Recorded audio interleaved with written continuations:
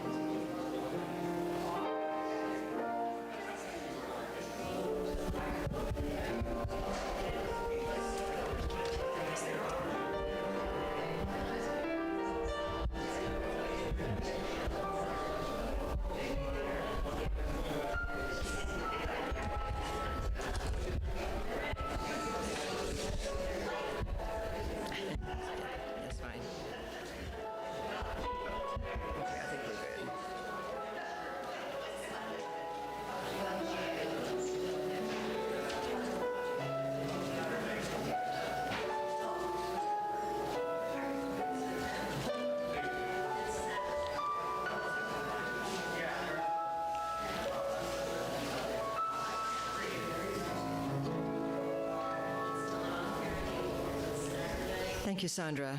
It's lovely to have music before our service. Good morning. Welcome to Westside Unitarian Universalist Church. My name is Linda Phippen. My pronouns are she, her, and hers. I'm pleased this morning to be a worship associate as a part of the worship committee. It is really great to see all of you here in person on this morning, which I'm very glad wasn't stormy. But we also welcome those of you who are watching on YouTube. So maybe you're watching right now in real time, but maybe you'll be tuning in at some time in the future.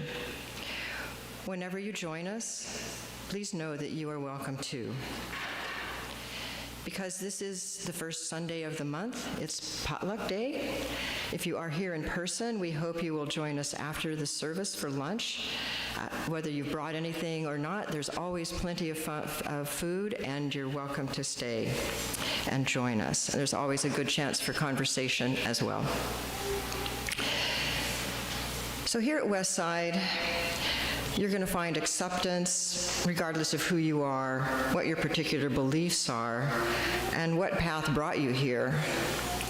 Westside is a place where caring for one another and for those around us and for the wider world of which we are a part is, in a spirit of love and acceptance, is central to our identity. If you look in your order of service or up on the YouTube channel, you will see announcements about activities coming up at Westside.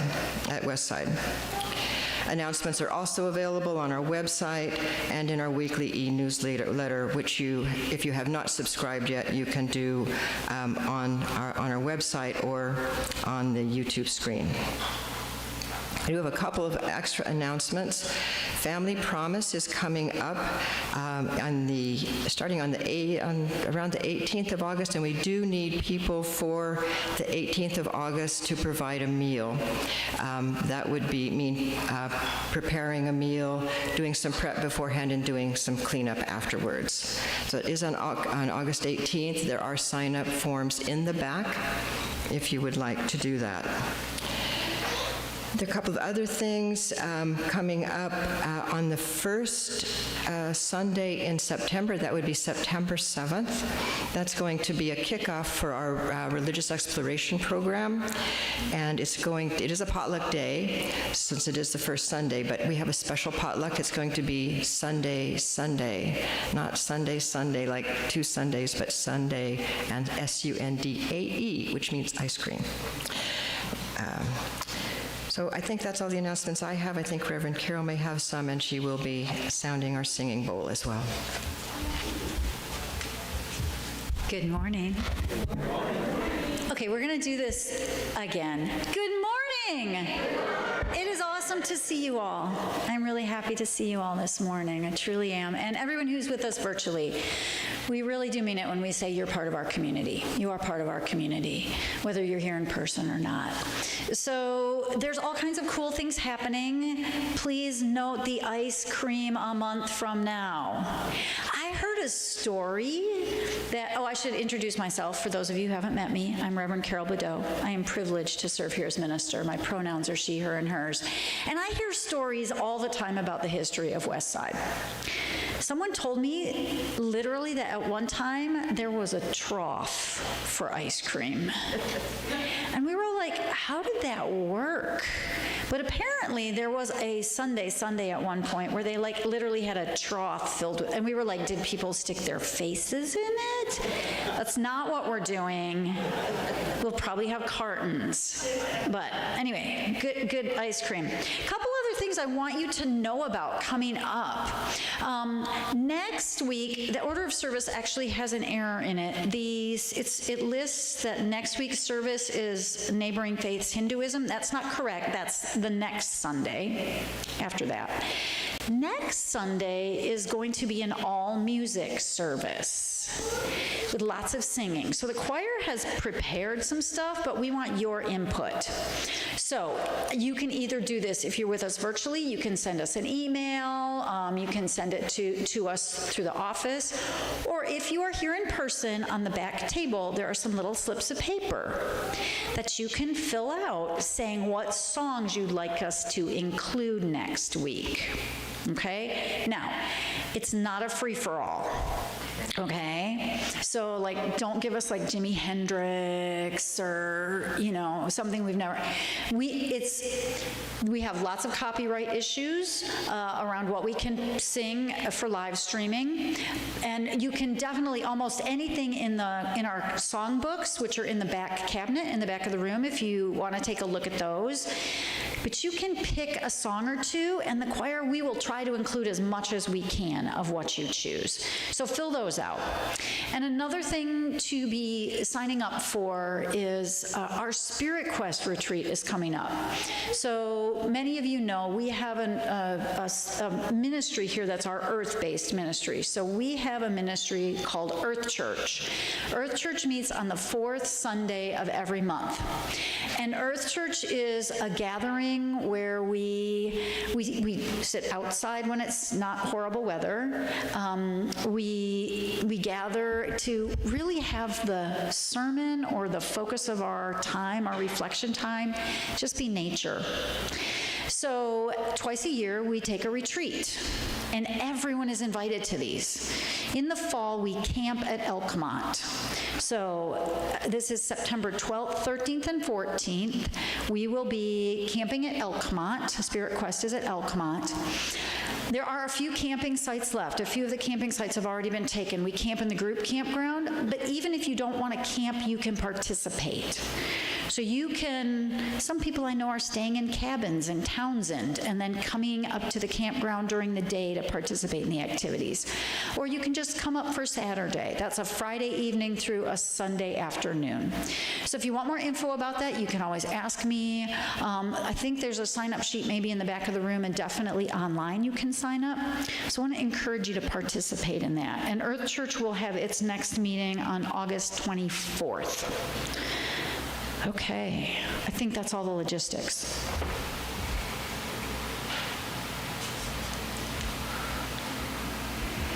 So, now I use my deeper pastor voice. Okay, we this morning in our spiritual practices group, we talked about how important sound is and how much we tend with sound to tighten our throats and tighten our stomachs because we think we have to impress the people we're talking to. But sound is the way that we allow ourselves to express ourselves, our emotions. So as the bowl sounds this morning, I'm going to invite you to take some deep breaths and open up. We come into a space like this, we go into a group space, and we often are kind of like, okay, now I'm on. Anybody know the difference? And then you get home and you're like, oh, no, I don't have to be on anymore, right? As the bowl sings to us this morning, I invite you to let yourself not be on. Take a few deep breaths, settle into your seat. Allow the channels between your heart and your body and your mind to just open.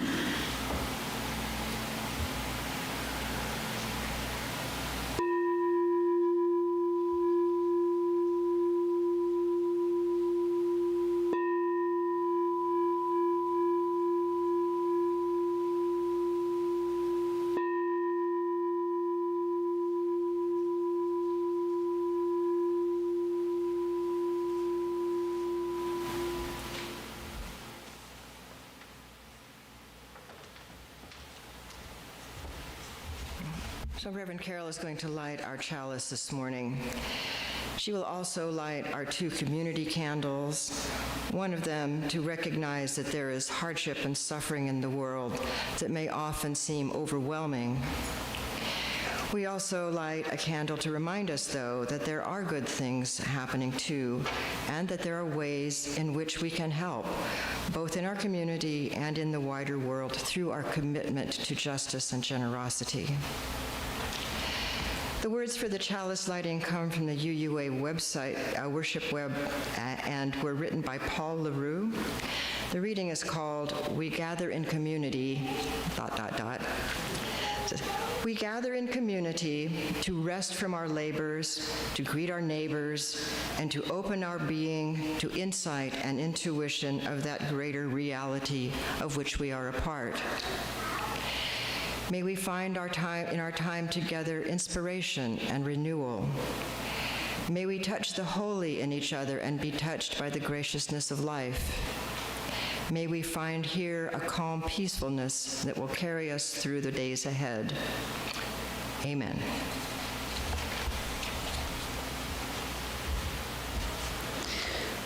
So, I have titled today's service, "It's a Beautiful Day."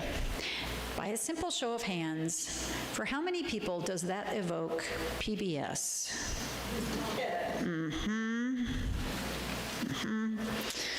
So most of us, regardless of our generation, I did not say age, I said generation, most of us, regardless of our generation, are familiar with that phrase at the center of the theme song for Mr. Rogers' Neighborhood. It's a beautiful day in the neighborhood, a beautiful day for a neighbor. Would you be mine? Won't you be mine? Won't you be my neighbor, right? So the words to that are the next words to that. It's a neighborly day in this beauty wood, a neighborly day for a beauty. Would you be mine? Could you be mine? I have always wanted to have a neighbor just like you, right? I've always wanted to live in a neighborhood with you. So let's make the most of this beautiful day. Since we're together, we might as well say, would you be mine? Could you be mine? Won't you be my neighbor? Right?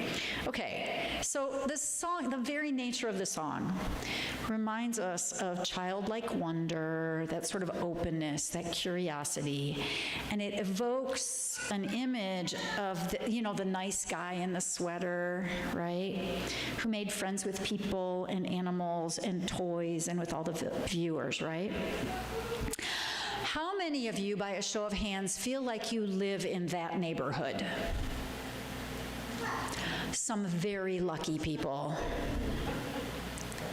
Most of us don't feel like that's the neighborhood we live in.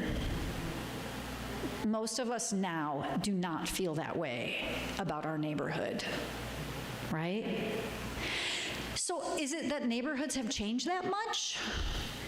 Is it, yeah, I'm seeing people go, yeah, they have, yeah. How many of us remember neighborhoods from other parts of our lives that were more like that? And when I was a child, I lived in a small town in Michigan, and we were wild. The kids were all feral. Those were the days when your parents would say, like, be back by dinner. And we all just took off on our bicycles and roamed the neighborhood for hours and hours and hours and hours. That is not what neighborhoods are like now. We could have very long discussions about why that is and what happened. But the neighbors and neighborhoods of Fred Rogers' late 1960s is not the same as our culture now. Sometimes when we hear Fred Rogers or the echoes of that song, I know I sometimes feel like that's a little naive. Sweet but naive. It's of course not how adult interactions happened even in the 1960s, obviously, right? It was designed for children. But most of us are not likely to walk up to a neighbor and say, "It's a wonderly day," right? Won't you? Or even the simple thing, "Welcome, won't you be my neighbor?" It is an unusual neighborhood where people really walk up to their neighbors as total strangers, even now. I remember a couple decades ago, even when I was living in California, one day I walked out of the house to go for a walk, and the next door neighbors were coming back from their wedding. Had just married on their car. They were still the gown and the suit, like they were still. And I was flabbergasted that I lived literally 10 feet away, because it's California, so the houses were close. I lived just a few feet away, and I had no clue that my neighbors were getting married, let alone that it was happening that day. In the small town I grew up in, I would have known everybody in town who was whenever they were getting married, whatever was happening. We all knew it. So things have changed, and maybe things were always a little bit different than how they were presented on the show. So how do you keep your sense of neighborliness in your heart in a culture that is not necessarily designed for it? It's an increasingly not friendly feeling world in a lot of ways. We feel a little nervous. I'm feeling like we forgot to do this story, so I'm going to tell you the story right now. Because the story is actually about this. The story is about a neighbor. It's about a neighborhood. So there's this story of a neighborhood. I can't show you the pictures because we don't have permission from the publisher to show you the pictures, but I'm going to tell you the story. So there's this story of a neighborhood. And this is about childhood wonder versus how adults behave. So there's a neighborhood, and it's just a neighborhood. Now let's picture your neighborhood, okay? Picture your neighborhood. And one morning, the people in the neighborhood get up, and there's a tree that wasn't there the night before. It's not a baby tree, it's a full-grown tree. They get up and there's a full-grown tree. And what is growing from the tree? You can read it in your order of service. What is it? Cookies. It's cookies. Every imaginable kind of cookie is growing from the tree. Huh? Chocolate chips? Chocolate chip cookies. What's your favorite kind of cookie? Snickerdoodles. Oreos. Cookies are growing from the tree. So there's this beautiful tree hanging there, cookies, and the whole community is like, it's a tree filled with cookies. Now, how do you suppose the adults behaved in the face of this bizarre experience of waking up to find a full-blown cookie tree in the middle of the neighborhood? What are some of the first responses adults are going to have? Don't eat that. Don't eat that. What else? Huh? What? Call the police. Call the police. I'm dreaming. Hello, HOA. HOA. Call the HOA. Call the HOA. Scarier than the police. Right? HOA is scarier. And the HOA is scarier than the police. Call a cookie monster. That's someone who's retaining their childlikeness. Okay. We, by the time we're adults, have this reaction. Fear, suspicion, worry. Don't eat it. Someone's trying to trap us. We're being lured. There's a problem. So then what do the adults do in the face of such a thing? How do adults behave in the face of a surprise, something unexpected, something unfamiliar, something unknown? Fearfully. Call the experts in. Call in some experts. Call in the local cookie experts. Right? Call in the local cookie experts. Appoint a task force. Spoken like a Unitarian Universalist. Make a committee to figure it out and to make a plan. Now, are all the people in the neighborhood gonna do this super sweetly and collaboratively and lovingly with each other? Chances are good, no. Somebody's gonna be like, did you do it? Did you do it? Who did that? Who put the cookie tree there? Why is it? You know something. And then they're gonna be like, I think so-and-so knows something. I think they know something. I think Judy knows something. I think Sandra knows something, right? How likely is it in the face of something like that that the adults are going to start taking sides? Meanwhile, what are the children doing? Eating cookies. They're eating cookies. The children are like, it's a cookie tree. Let's eat the cookies, right? So our sense of neighbors and neighborliness and neighborhoods changes with age and time and experience, and it also has changed over time, over the last many years.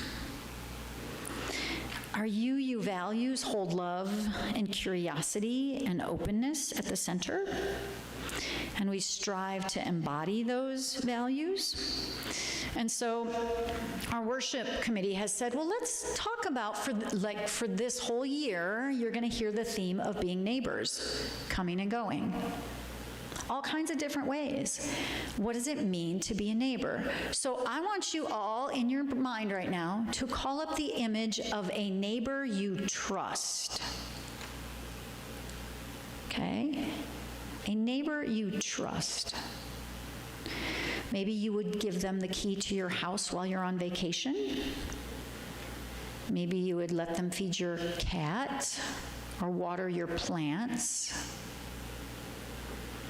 Maybe you would let them get your mail in. Now call up the image of a neighbor you're not so sure about.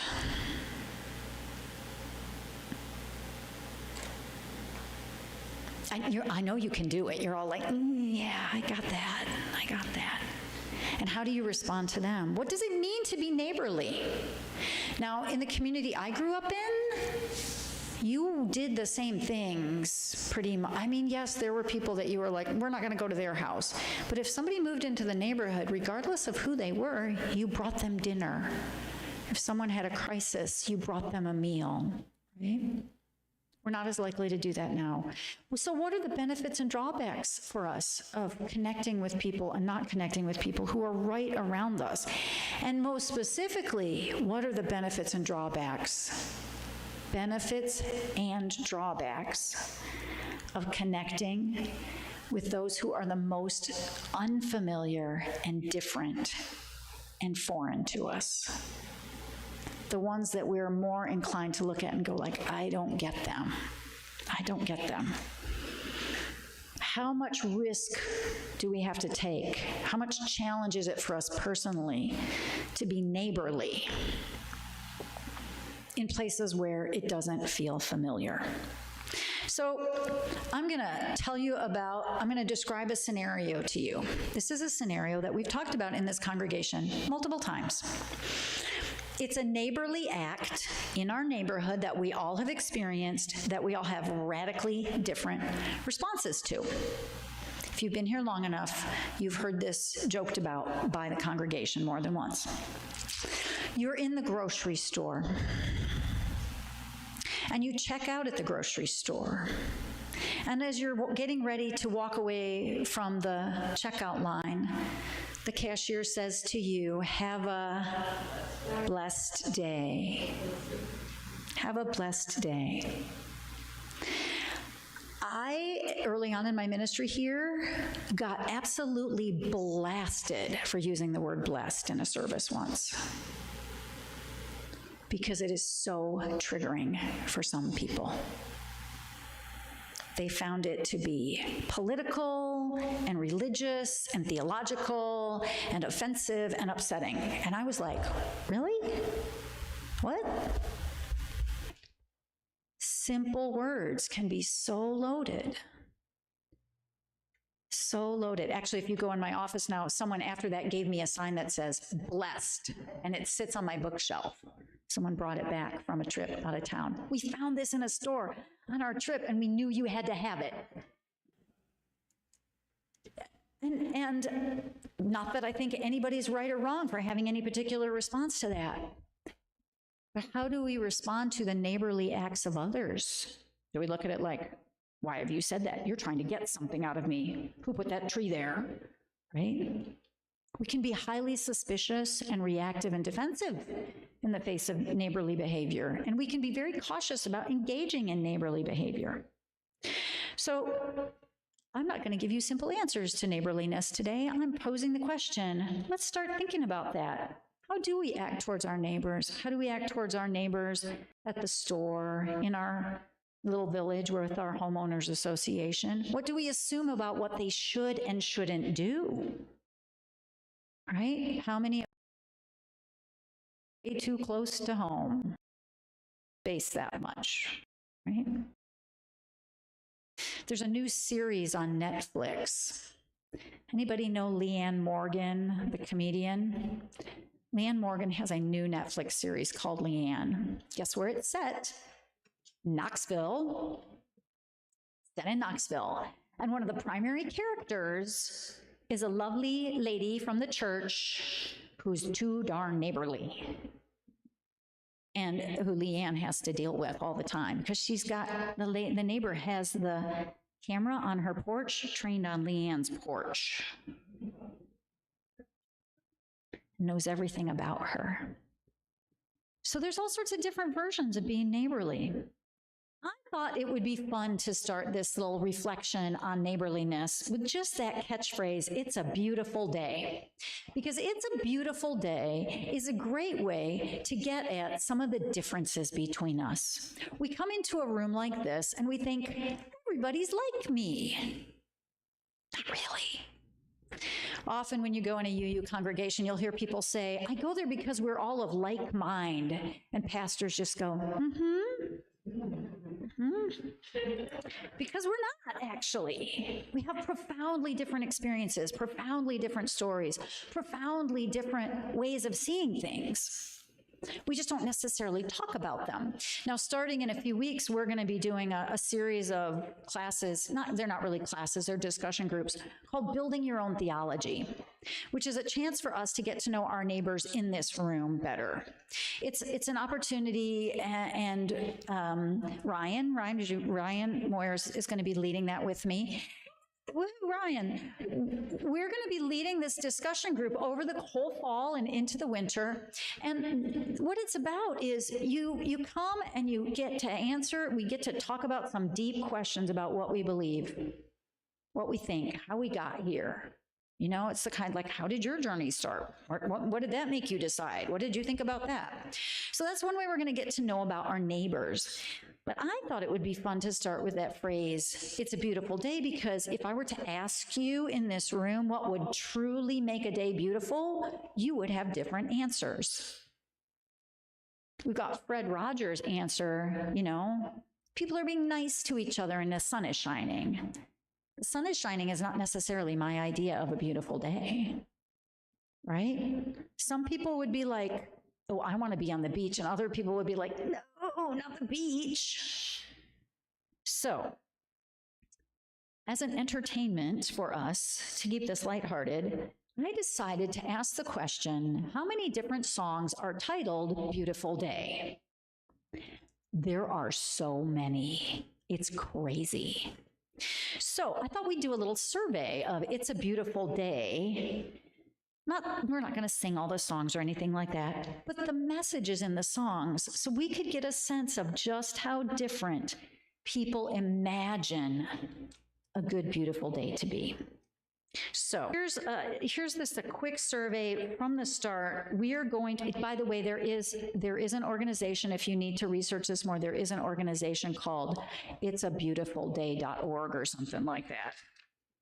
So we're going to start with Fred Rogers. Won't You Be My Neighbor? That was written in 1967 for the television show, and it encouraged children and adults to be open-minded about making connections with others around them, to be curious about differences, willing to learn new things. Now, what I think is interesting about this song, This Beautiful Day, is that Fred Rogers' version of A Beautiful Day says, won't you be mine? Won't you be mine? Which is beautifully childlike in a certain way. Anybody remember the way that small children instantly make best friends?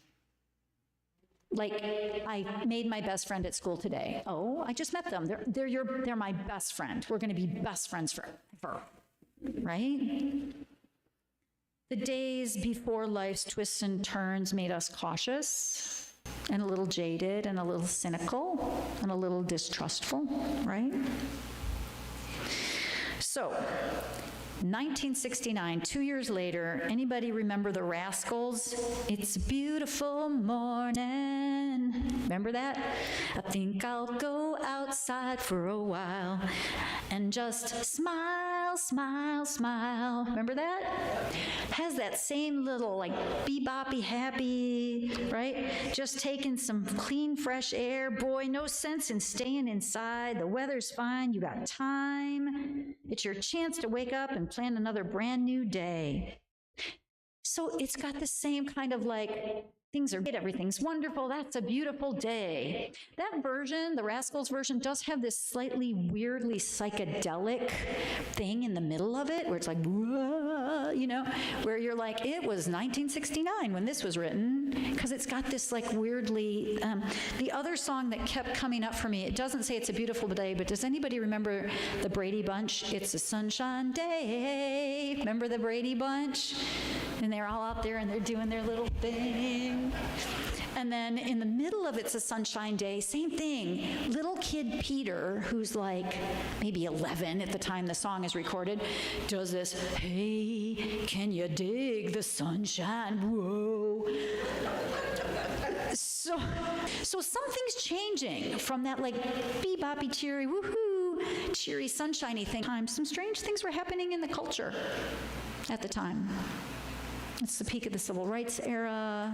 We're dealing with assassinations of important figures, going to the moon, right? all kinds of war issues, all kinds of things are happening. Okay, so you say beautiful day, sunshine day. I start hearing the Brady Bunch in my head, but there was all kinds of other things going on. Somebody else might have a different response. So 1970, anybody know who Wynn Stewart is? Of course you don't. This is classic country. Classic country. It's a beautiful day. It's slightly less starry-eyed and reflects these cultural shifts that are happening.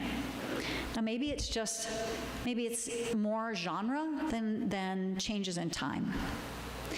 How would we describe classic country, and not contemporary country music? My husband Tracy would say they are not the same thing. Contemporary country is about tailgating. Classic country is about the despair when your love is unrequited or you've been thrown out by your partner, right? Right? Classic country has a tendency to be darker in general. So Wynn Stewart's It's a Beautiful Day goes like this. It's a beautiful day even though it's raining. It's a beautiful day though the sun is not shining.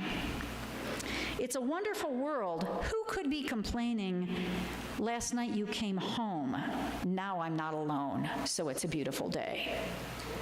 Do you see how it just shifted just a little bit? We're not explicitly naming that you left because we had a big fight or whatever happened, but there's this darkness that comes in, right? This version of the beautiful day still evokes that sort of intimate connection that Fred Rogers idealized, right? The It's a Beautiful Day in the Neighborhood idealizes my relationship and my capacity to merge with my neighbor, be mine. Can't we be bonded and alike each other? Right? I don't know how Fred Rogers would feel about and I don't know how he would feel about that kind of image now. It'd be hard to say. But in the song, that goes from being public, we're all getting along, to very personal, right? The intimacy is private. And there's a hint that something's sad, which is a more realistic version of reality. Country music leans heavily on themes of betrayal and reunion and unrequited love and struggles in relationships. I'm going to ask you another raise your hand question. How many of you in this room would say you just love country music? Love it. It's a sparse,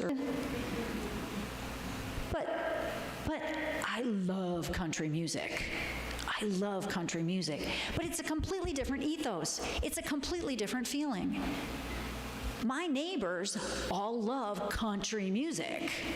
So a funny story about country music. So in a little bit, the choir's gonna sing this song, Love Can Build a Bridge. And I was like, maybe it was slightly less than a week ago, I thought, oh yeah, we should sing Love Can Build a Bridge. Everybody knows it. And then I got to choir practice. And I was like, we're going to sing Love Can Build a Bridge. And everybody was like, what's that? And I was like, how do you not know Love Can Build a Bridge? Everybody knows the Judds. I was like, oh, those are different neighbors. Those are different neighbors, right? Judy Winchester, raise your hand. She gets the prize. She was the one who was like, of course I know that song. I have the album. But it wasn't familiar to everyone. I assumed that my neighbors in my congregation and in the choir would all know the song because of course everybody knows that song. Nope. So there's an ethos around that community, that neighborhood of country music that I assumed wrongly my friends here would know. Okay, here's another version of It's a Beautiful Day. This is from a more contemporary one. This is a 2023, we would call this new country, a new country song by Randy Rogers and Wade. It is from their album, Hold My Beer. And it's called It's a Beautiful Day. Here we go. It's a beautiful day for drinking, for hanging it up and not doing a thing. I've made up my mind and I'm thinking it's a beautiful day for drinking. The sun is all shining and everything's fine. It couldn't be more crystal clear. The ball game is on. My baby is gone and my buddies are on their way here. It's a beautiful day for drinking. I wouldn't have pictured that. I'm not sure that's what Fred Rogers meant. Right? In the singer's mind and in a whole culture's mind, this is the peak of neighborliness.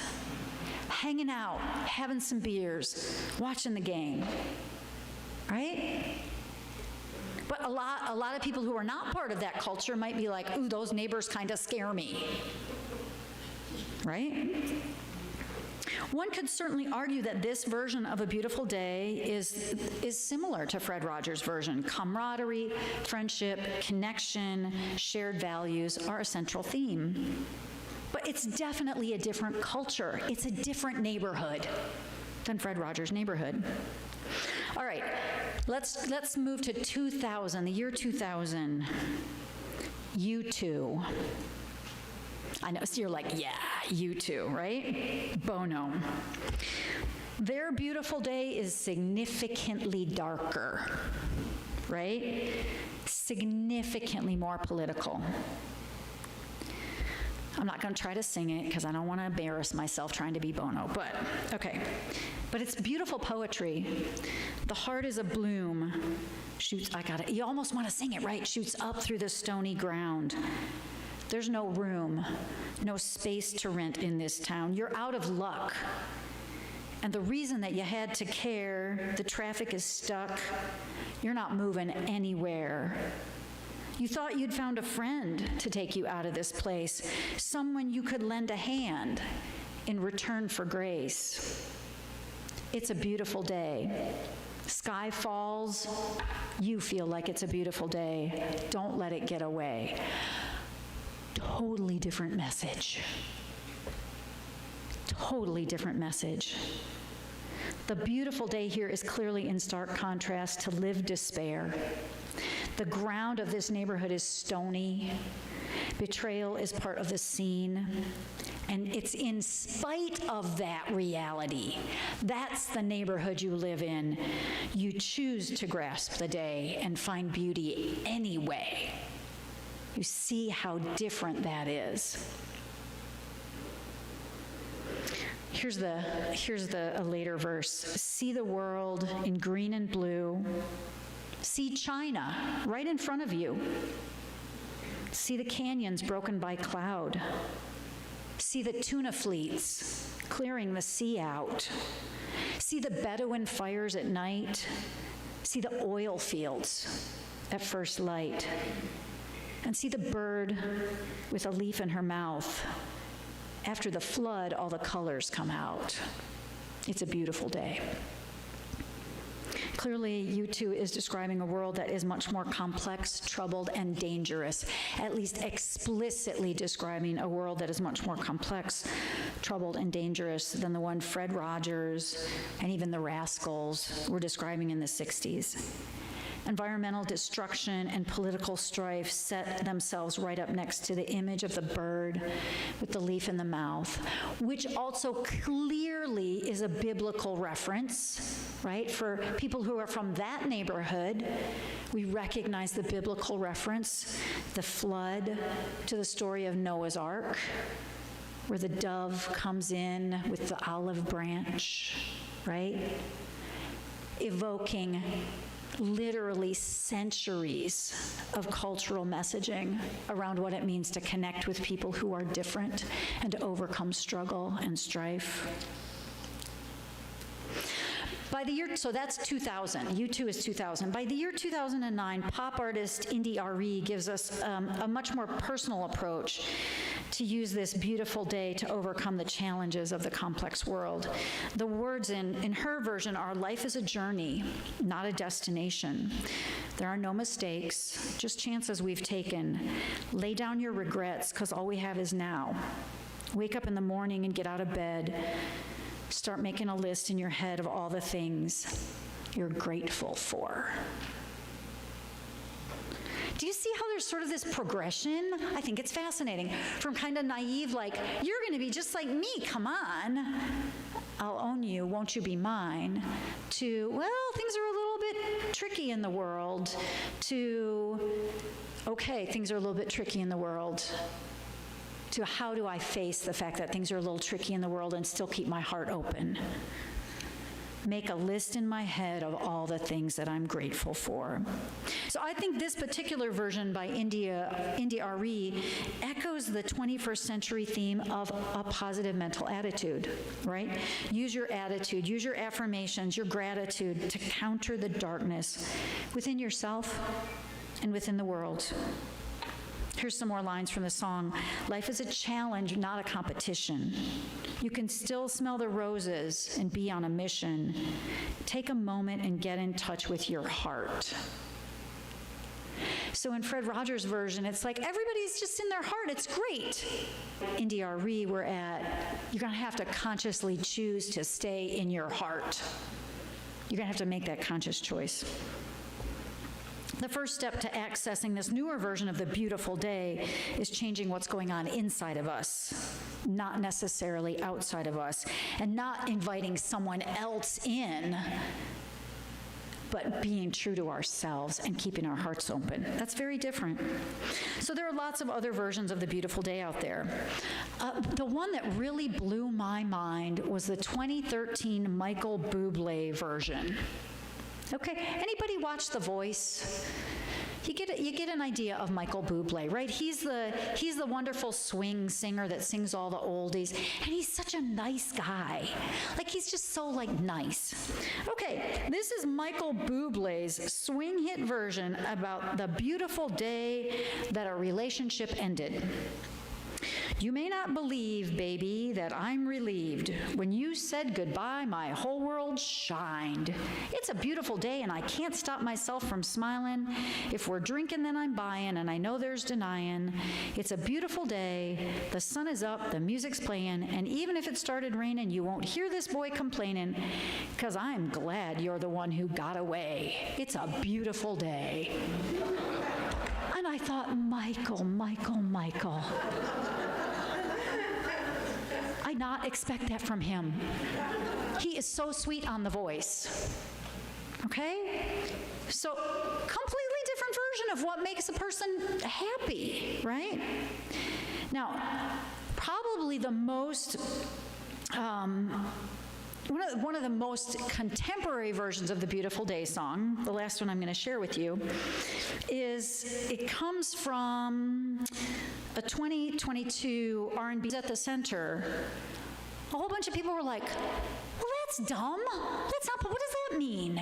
And we had to have like a 3-month-long conversation about what it means to have love be the way we interact. Because how many of us have completely different versions of what love means? Right? It's not that simple to define, which is why the Greeks had like 25 different words for it, right? So if love is at the center of we do, and it's the way we're supposed to act towards all our neighbors, if it's the way we're supposed to practice justice and equity and be transformed and respect plurality and behave interdependently and be generous and have open minds and hearts, we are going to have to get to know our neighbors a little better. How many of you are familiar with the love languages, right? 5 languages of love, right? So this is a wonderful device that was, I don't even know how many years ago it came out. But the idea is that my version of expressing love may be completely different from the other people in my life. Some people want words of affirmation. I love you. You're so awesome. Yes, you look lovely today. Other people want acts of service. Don't tell me how good I look. Do the dishes. Right? No, I want actions, not words. Other people just want simple presents, and other people want presents, like stuff. Like, I don't care if you did the dishes, where's the anniversary present? right? We have different ways of expressing ourselves. We have different ways of being. So we're going to do a little exercise today in community that the choir is going to help us with. So as I said, we're going to sing Love Can Build a Bridge. And Brad is going to put the music up, the words up for us. The choir is going to sing it. I made the assumption that we all would know this song because we're in the South. But clearly that's not the case. So what we're going to do is this. We're going to sing through this song, and the words are going to be up there. You may recognize the chorus once we're singing it. I'm going to invite you to join in whenever and wherever you feel like it. If you know it, sing loudly. This is a song that is very much part of our cultural geographic neighborhood, okay? Anybody who is at all really familiar with country music, the history of country music in our region, is familiar with the Judds. They are sort of at the center. They are one of the central families in the country music scene. And so if you know it, sing it. And if you don't, expect to learn it, because we're going to sing it more in the future, because the words very much express the kinds of things we will be talking about in learning how to be good neighbors in our neighborhood. So I'm going to invite the choir to come up. How about you guys?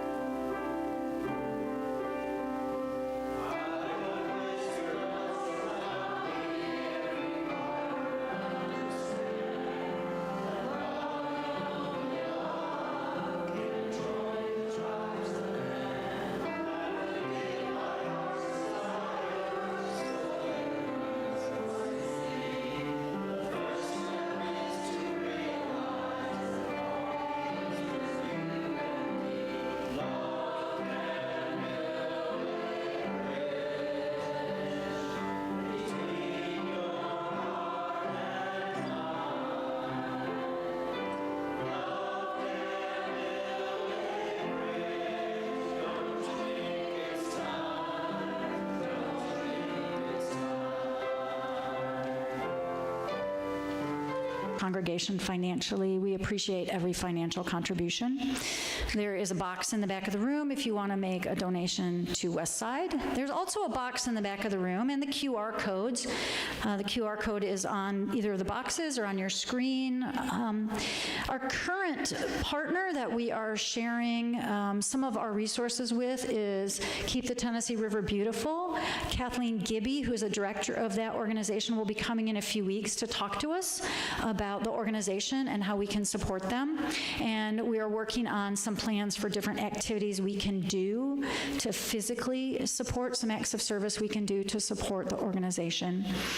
So environmental justice is our summer theme.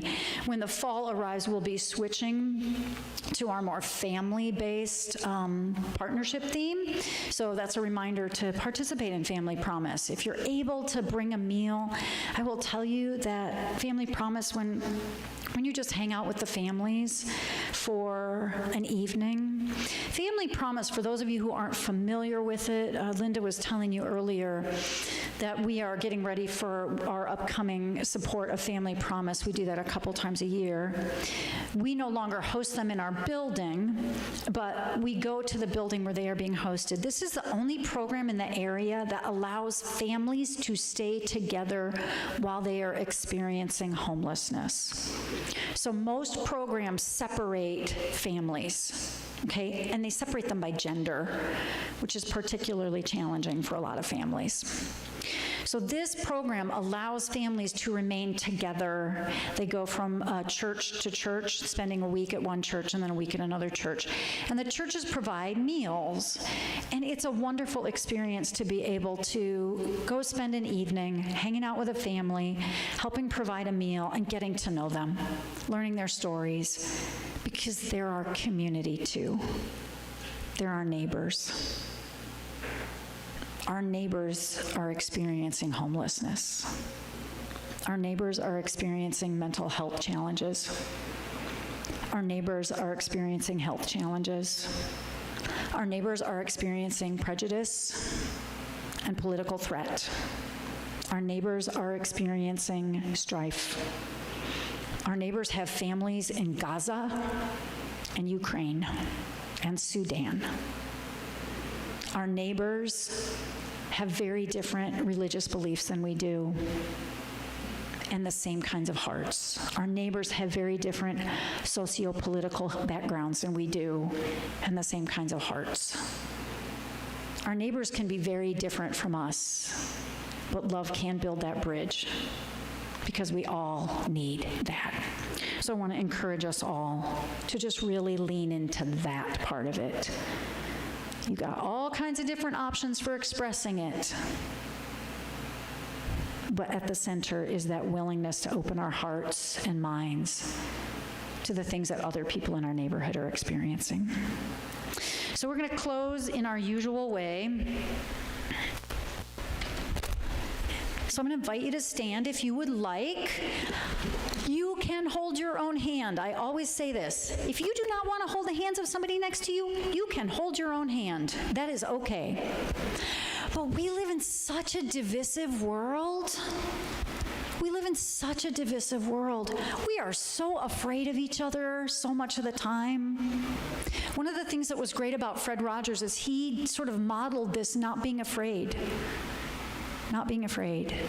So at least in this room, we try to embody the courage to connect, to reach out and touch each other physically, emotionally, in acts of service, in acts of kindness, learning about each other. So look around the room. Look at your neighbors, people you didn't know before you were here, but yet you're here. I invite you to go out into this day, into this week, and into your neighborhoods, all of your neighborhoods, with this same spirit of willingness to reach out and connect and learn and be curious. So go in peace, go in passion, and bring that love with you as you go. May it be so.